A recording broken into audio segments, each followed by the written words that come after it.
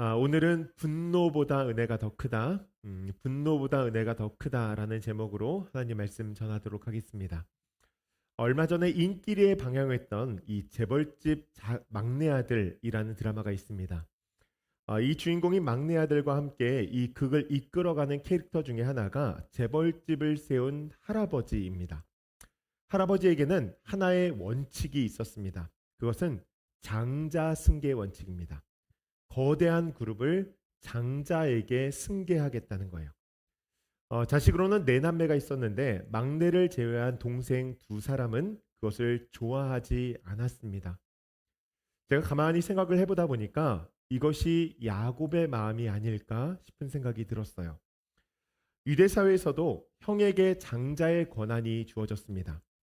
이 장자는 몇 가지의 권한을 가지게 되어졌는데요. 아버지의 권위를 공적으로 계승하며 집안 전체를 통솔하고 리드하는 역할을 하게 됩니다.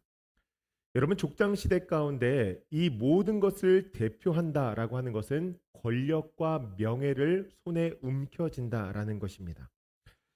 그에 따라 아버지의 죽음 이후에 장자는 재산의 3분의 2를 가지게 됩니다.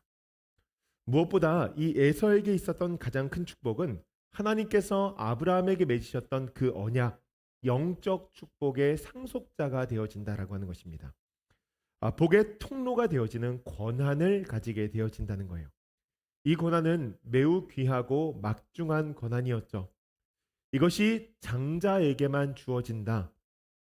야곱뿐만 아니라 이 시대를 살아가는 모든 동생들은 아마도 좋아하지 않을 것입니다. 무엇보다 야곱과 에서는 쌍둥이 형제잖아요. 둘이 친구처럼 자랐을 것입니다. 부모가 아무리 강조한다고 해도 이 머리가 크게 되어지면서 자기들 사이에서는 형 동생보다는 친구로서의 유대감을 더 많이 가지게 되어지겠죠. 생활 속에서 이 형 동생의 경계선이 사라졌을 거예요. 집안에서는 에서가 형으로 인정이 되어졌지만 몇 초 차이로 태어난 형 에서가 장자권을 모두 가지게 된다. 이것은 동생인 야곱이, 그것도 쌍둥이 동생으로서 인정하기가 쉽지가 않은 것이죠. 반면에 에서에게 있어서 이것은 굉장히 당연한 것이었습니다. 자신이 형이고 장자이기 때문이죠. 에서가 그것을 소중히 여겼어야 되는데 소중히 여기지 않았습니다. 창세기 25장 34절의 말씀을 보니까 이렇게 기록이 되어졌어요. 야곱이 떡과 팥죽을 에서에게 주매 에서가 먹으며 마시고 일어나 갔으니 에서가 장자의 명분을 가볍게 여김이었더라. 아멘. 가볍게 여겼다는 거예요. 경히 여겼다는 것입니다. 에서가 장자의 권한을 가볍게 여긴 것은 자신이 가진 당연한 권리였기 때문입니다.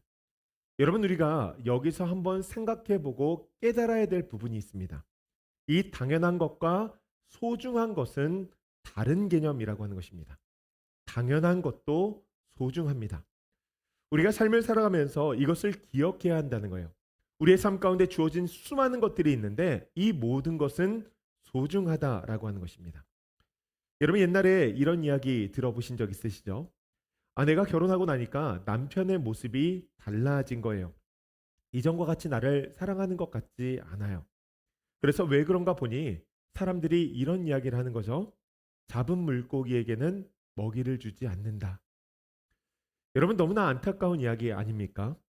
여러분, 이것이 단순하게 부부만의 관계의 일일까요? 그렇지 않죠. 우리에게 주신 자녀들 너무나 소중한 존재입니다. 우리에게 주신 직장과 비즈니스 모든 것들이 소중합니다. 일상의 터도 마찬가지예요.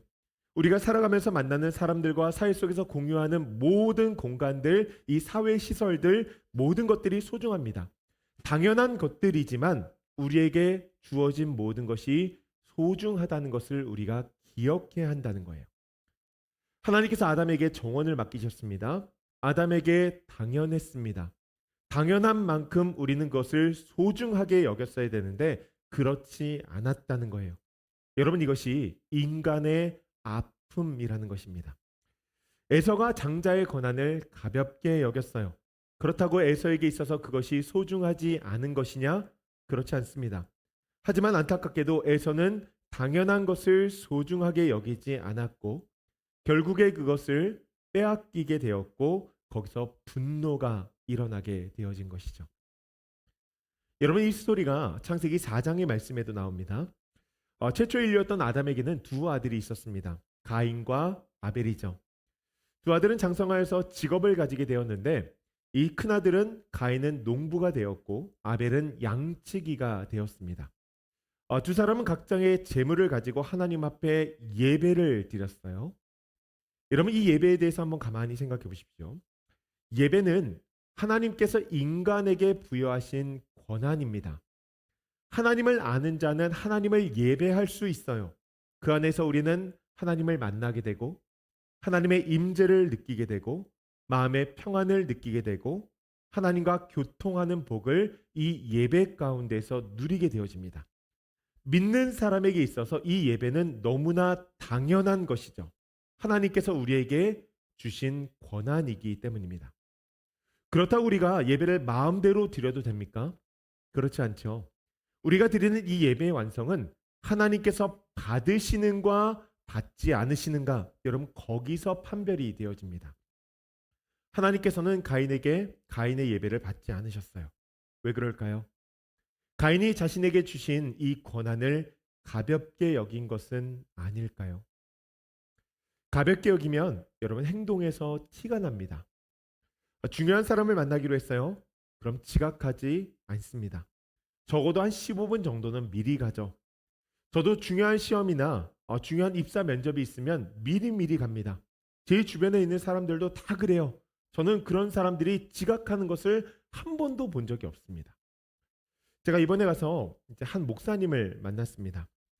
미국에서 처음에 스케줄을 정하려고 전화를 드렸더니 시간이 없으시는 거예요. 그래도 제 마음 가운데 만나고 싶은 마음이 있어서 다시 가서 연락을 드렸습니다. 정말 안 되겠냐? 그랬더니 목사님께서 며칠 11시까지 교회로 오세요 라고 하는 거예요. 귀한 시간을 내주시니까 너무나 감사하죠. 그런데 제가 노안이 왔는지 이 11시가 1시로 보인 거예요. 그래서 1시로 스케줄링을 한 것입니다. 집에 있는데 10시 30분에 목사님에게 문자가 왔어요. 목사님, 교회 카페로 오세요. 왜 이렇게 문자를 일찍 보내셨지? 라고 보니까 11시에 만나기로 했던 거예요. 이 목사님이요, 시간을 막 쪼개 사용하시고 굉장히 중요하게 사용하십니다.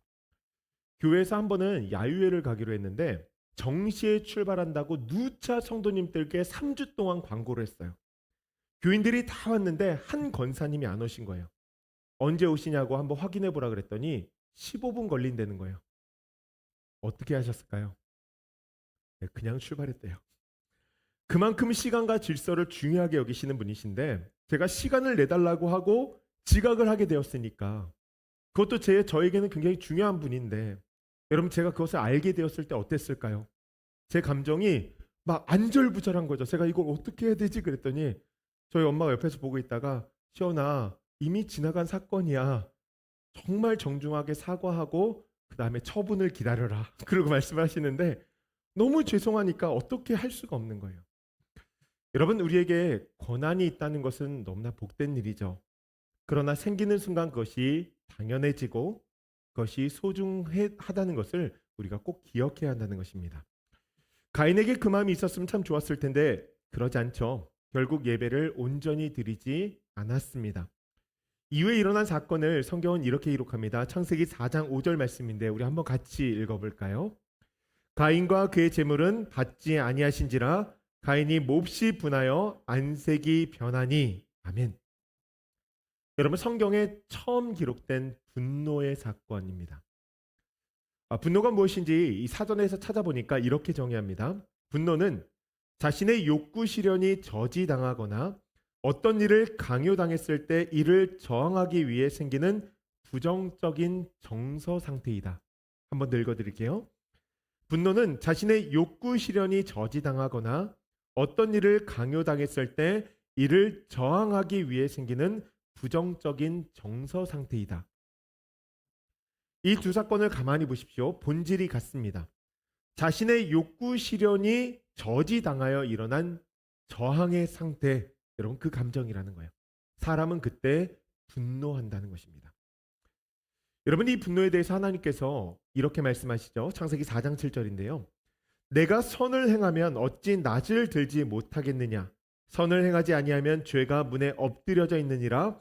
죄가 너희를 원하나 너는 죄를 다스릴지니라. 아멘. 하나님께서 알려주시는 것이 있어요. 분노 자체는 죄가 아니라는 것입니다. 여러분, 분노는요, 공분과 사분으로 나누기도 하고 거룩한 분노와 악한 분노로 나누기도 합니다. 그런데 그 모든 것을 떠나서 우리가 기억해야 될 한 가지는 무엇이냐면 분노가 일어난 이 감정은 죄가 아니라는 거예요. 그러나 이 분노는 우리를 너무나 쉽게 범죄의 영역으로 끌어들이는 힘이 있습니다. 여러분, 그 힘을 사용하기 위해서 기다리는 존재도 있어요. 바로 사단입니다. 우리가 화가 나고 그 분노를 마음 가운데서 막 묵상하고 있을 때 사단이 다가와서 그 다음 스텝으로 순식간에 넘어갈 수 있도록 돕는다는 거예요. 그래서 범죄하게 된다는 것입니다. 여러분, 그래서 하나님께서 우리에게 말씀하시는 것이 무엇입니까? 분노의 감정이 일 수 있지만 어떻게 해요? 다스려라. 다스려야 된다는 거예요. 또 다른 교훈을 하나 주시는데 에베소서 4장 26절과 27절의 말씀입니다. 우리 한번 같이 읽어볼까요? 함께 읽습니다. 분을 내어도 죄를 짓지 말며 해가 지도록 분을 품지 말고 마귀에게 틈을 주지 말라. 아멘. 여러분, 사단은요 늘 배가 고파요. 그리고 우리가 기억할 것이 하나 더 있습니다. 사단은 우리가 사람을 전도하려는 열정보다 더 큰 열정을 가지고 있어요. 어떻게든지 그 한 영혼을 지옥으로 데려가려고 얼마나 애를 쓰는지 모릅니다. 그러니 우리가 분노하면서 틈을 주면 그 틈을 파고 들어오는 거예요. 그래서 주님께서 우리에게 말씀하시죠. 해가 지도록 분을 품지 말라. 그 마음 가운데서 품고 있지 말라는 거예요. 여러분, 닭이요 계란을 품고 있잖아요. 왜 품고 있습니까? 소중해서 품고 있죠. 여러분, 분노가 소중합니까? 소중하지 않아요. 그러니까 여러분 마음 가운데 분노가 있다면 그 모든 것들을 마음 가운데에서 내보내시길 간절히 소원합니다. 하나님께서 왜 우리에게 이 분노를 품지 말라고 하신 걸까요? 분노가 사람의 마음을 너무나 아프게 하거든요. 분노를 품고 살아간다는 것이 여러분 얼마나 고통스러운 일인지 모릅니다. 남편을 잃고 아이와 함께 남편의 고향에 정착한 미망인이 있었습니다. 자신의 전공을 살려서 이 피아노 학원을 열심히 하면서 생업을 이어갔어요. 하루는 집에 돌아와 보니까 아이가 사라진 거예요. 그리고 전화벨이 울리는데 전화를 받았더니 유괴범이 전화를 한 것이죠. 유괴범의 지시에 따라서 아이를 살리기 위해서 최선을 다했지만 아이는 결국 싸늘한 주검이 되어서 돌아왔습니다. 엄마가 어떻게든 아이를 살려보겠다. 살리겠다. 살려야 한다. 살릴 수 있다. 여러분, 이 간절한 소망 가운데에서 아이를 잃었으니 그 슬픔은 아마도 배가 되었을 것입니다. 한동안 우울증에 시달리던 그녀가 스스로 멀리했던 교회에 나가게 되었어요. 애통했던 마음을 하나님 앞에 올려드리면서 엉엉 울고 그 앞에서 무엇인가 답을 찾은 것 같아요. 교회에 나가게 된 엄마는 결국 성도들의 관심과 사랑, 공동체 안에서 서서히 회복을 경험하게 되어집니다. 하지만 그 신앙생활 가운데에서도 불쑥불쑥 찾아오는 내면의 슬픔과 증오, 이 분노가 자신의 마음을 계속적으로 짓누르는 거예요. 결국 그녀는 자신의 마음 가운데에서 죽은 아들도 또한 아들을 죽인 살인범도 놓아주어야 한다는 것을 깨닫게 됩니다. 그 방법이 용서인 거예요. 여러분, 우리가 믿는 하나님은 용서의 하나님이시죠. 죄인된 사람을 용서하시는 하나님의 사랑과 자비, 그것을 경험한 자로 이 살인범을 용서하기로 결심한 것입니다. 그녀의 이야기는 교회 안에서도 굉장히 큰 화제가 되었어요. 모든 성도들이 칭찬하고 기도했겠죠. 그렇게 그녀는 살인범을 만나기 위해서 감옥에 갑니다. 살인범을 만나서 내가 신앙을 가지게 되었고 내가 믿는 하나님의 사랑을 전하기 위해서 왔다라고 했더니 살인범이 동일한 이야기를 하는 거예요. 나도 하나님을 만났다. 내가 하나님 앞에 회개하며 나아갈 때 그분이 나의 모든 죄를 용서해 주셨다. 너무나 감사한 이야기인데 이 이야기를 들은 엄마가요. 갑자기 마음 가운데 너무나 힘든 마음이 드는 거예요. 그 이후로 극심한 내적 갈등을 겪기 시작합니다. 나는 아직 당신을 용서하지 않았는데 누가 당신을 용서하냐는 거예요. 나한테 죄송하다는 말 한마디 없이 나는 지금도 이렇게 너무나 힘들고 어려운데 내 앞에서 성자와 같은 그 얼굴로 죄책감 하나도 없이 하나님의 은혜를 운운하는 그 사람의 이야기를 받아들일 수가 없는 것이죠. 이후 엄마의 분노는 더 크게 마음 가운데 일어났습니다.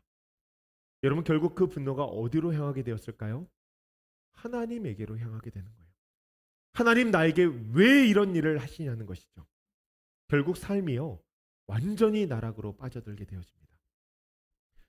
여러분, 이 분노가 얼마나 사람의 삶을 피폐하게 만들고 어렵게 만드는지 몰라요.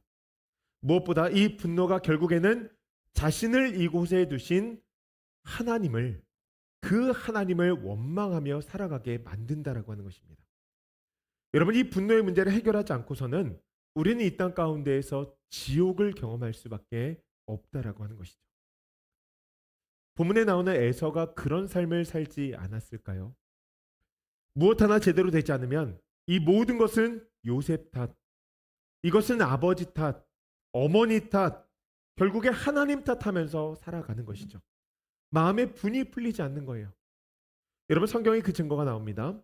야곱이 라반의 집을 떠나서 이제 아버지의 집으로 가기로 결정합니다.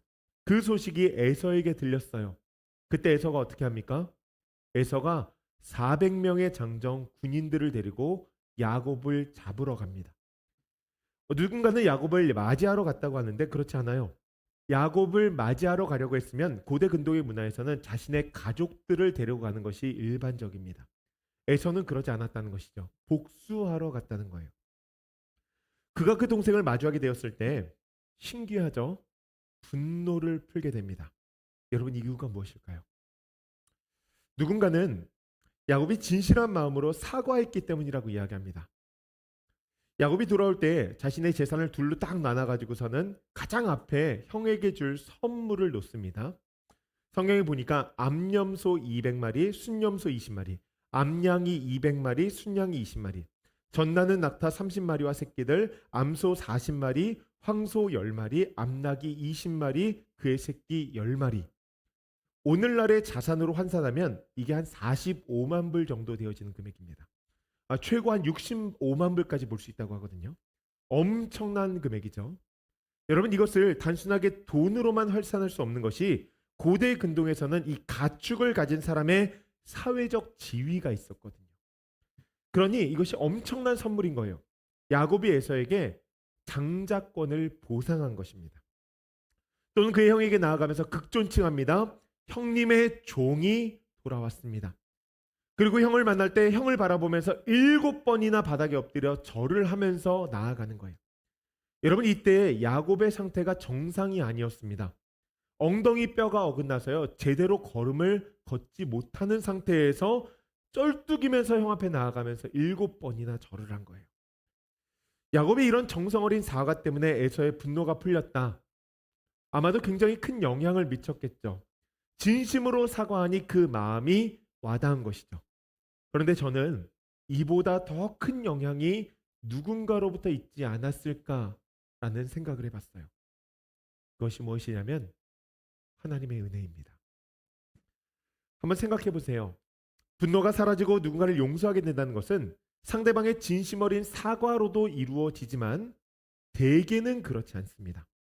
상대방의 사과보다 내 마음이 정리가 되어져야 되거든요.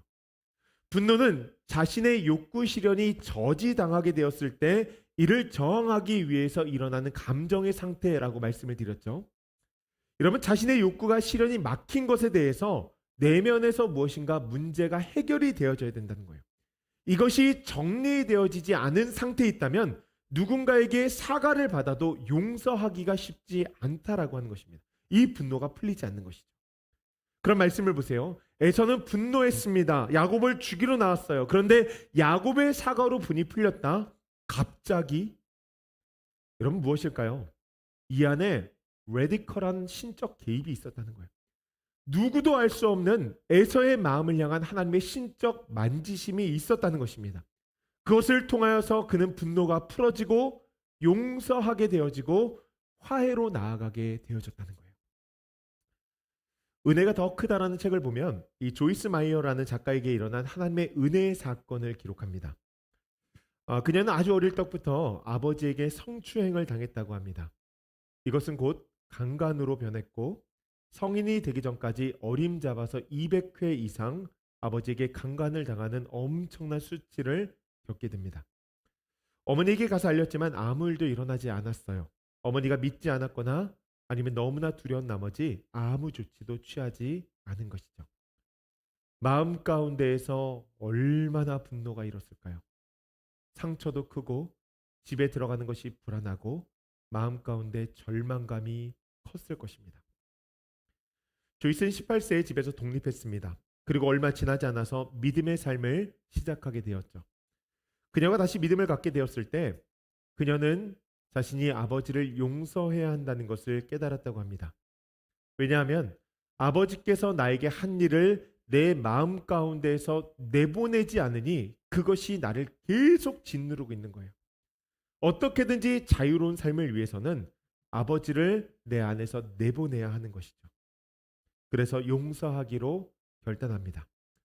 무엇보다 그것이 성경의 가르침이니 그 말씀을 따르기로 한 거죠. 이런 결단이 있을 때 무엇인가 좀 이렇게 잘 이루어지면 좋은데 쉽지 않은 것 같아요.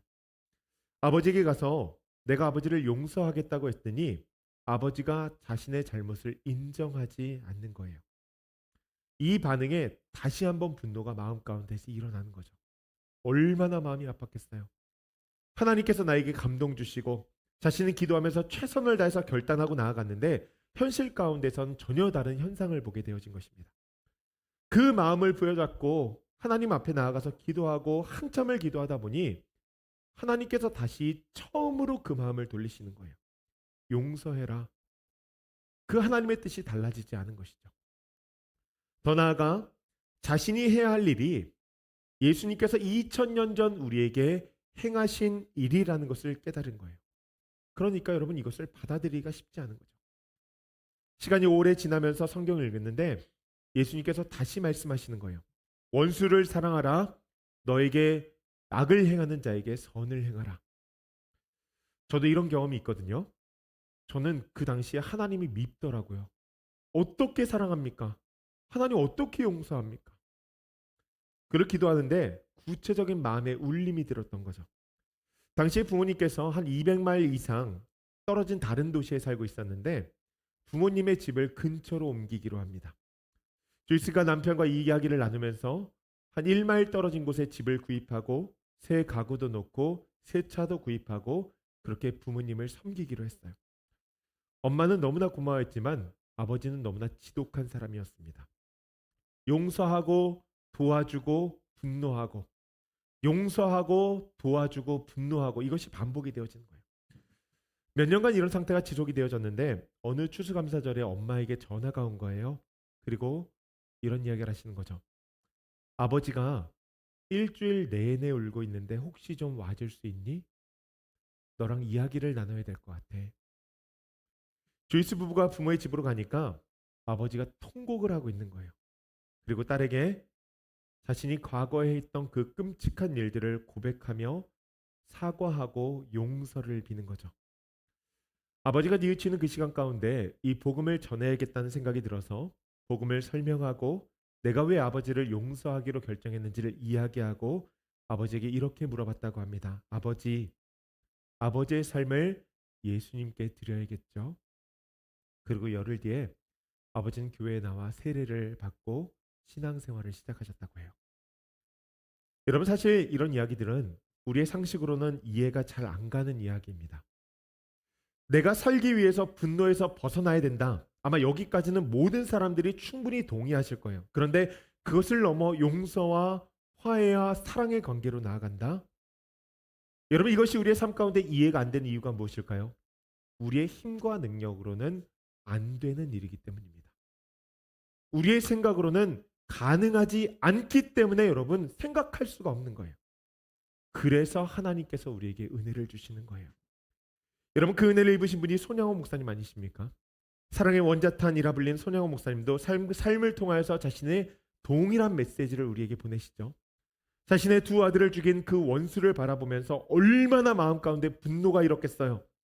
그 슬픔과 분노를 잠재우기 쉽지 않았을 것입니다. 그런데 자신의 아들을 죽인 그 아들을 원수 삼기로 한 것이죠. 하나님의 은혜가 아니고서는 절대로 일어날 수 없는 일이라는 거예요. 여러분, 은혜가 무엇인지 아십니까?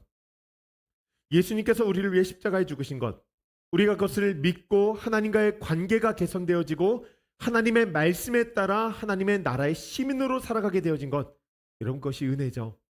여러분, 그 은혜를 주시기 위해서 하나님은 자신의 독생자 예수 그리스도를 이 땅에 보내시고 십자가에 달려 죽이셨다는 사실을 기억해야 됩니다. 왜 하나님께서는 그 처참한 과정을 거치면서 우리에게 은혜를 주시기를 원하신 것일까요? 저는 딱 한 가지를 믿습니다. 예수 그리스도의 십자가가 우리의 마음 가운데 새겨지길 원하셨던 거예요. 하나님의 마음을 조금이라도 우리가 알길 원하셨던 거예요.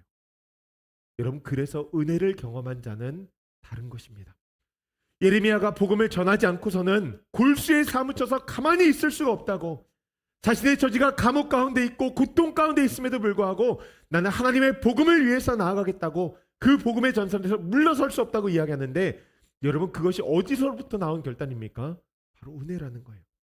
여러분, 은혜는 아는 것이 아니라 살아내는 것이 은혜라는 것을 우리가 기억해야 한다는 거예요. 우리가 잘 먹고 좋은 집에 살고 많은 것을 누리는 것도 은혜이지만, 진짜 은혜는 그리스도의 십자가를 생각하면 눈물이 나오고, 영혼을 바라보면 마음이 아프고, 마음 가운데 분노가 일어나면 십자가가 생각나고, 그래서 더 힘드니까 하나님 앞에 나아가 기도하고, 그렇게 화해와 용서의 단계로 나아가는 것, 여러분, 그것이 은혜라고 하는 것입니다. 여러분, 이 은혜가 우리의 삶 가운데 임할 수 있도록 성령께서 기도하고 계세요. 로마서 8장 28절 말씀 보십시오.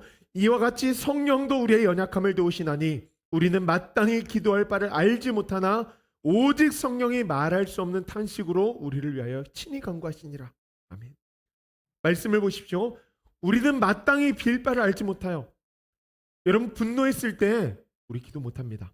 분노하면 기도가 안 나와요. 기도 안 하고 싶어요. 내가 왜 기도합니까? 라는 반문을 하게 되어지죠. 여러분, 그것이 우리의 연약함 아닙니까?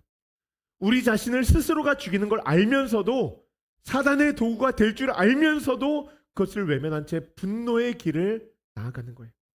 그것을 보시며 탄식하는 분이 계시다는 거예요. 성령님이세요. 그래서 말할 수 없는 탄식으로 우리를 위해서 기도하신다는 거예요. 여러분, 탄식이요, 슬프거나 힘든 일이 있을 때 한숨을 쉬면서 절망을 느끼는 것이 탄식입니다. 여러분, 그 마음으로 기도하신다는 거예요. 여러분, 그러니 그 기도가 얼마나 절절하겠어요. 성령님의 기도로 우리에게 은혜가 임하는 거예요.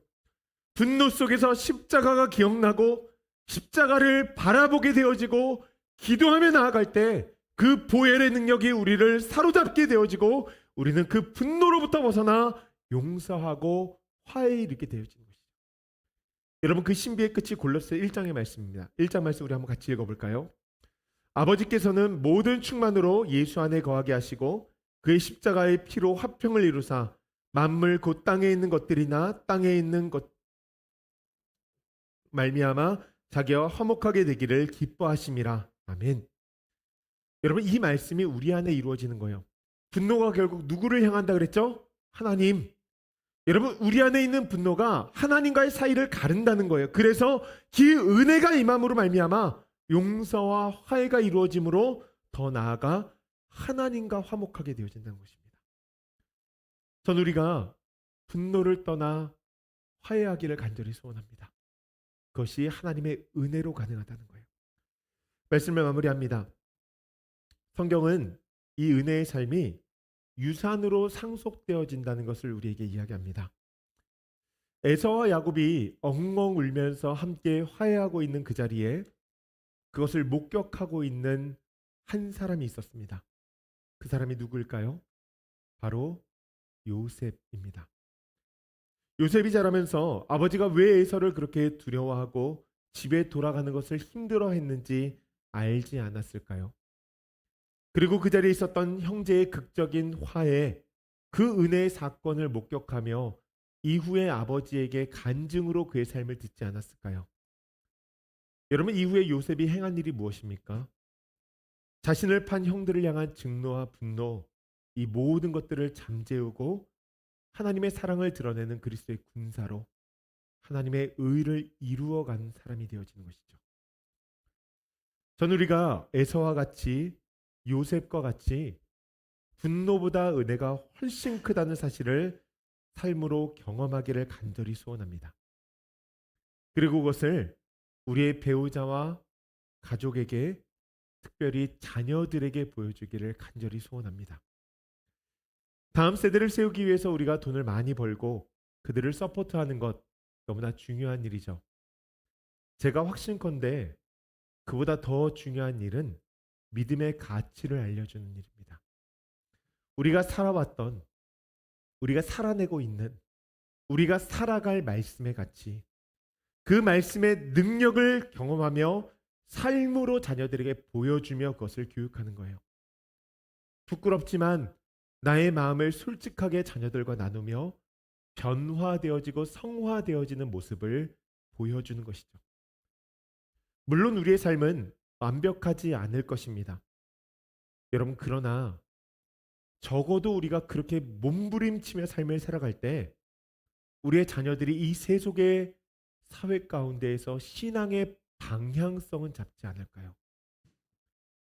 전 우리가 그렇게 가정에서 또한 일상에서 모든 관계 속에서 분노보다 하나님의 은혜가 더 크다는 사실을 고백하며 은혜를 고백하며 나아가기를 간절히 소원합니다. 그때 하나님께서 우리에게 은혜를 주실 거예요. 그 은혜의 삶을 경험하며 하나님의 의를 이루고 세상에 기쁨을 전할 수 있는 우리 사랑하는 조이풀교회 성도님들 되시길 주님의 이름으로 간절히 축복합니다.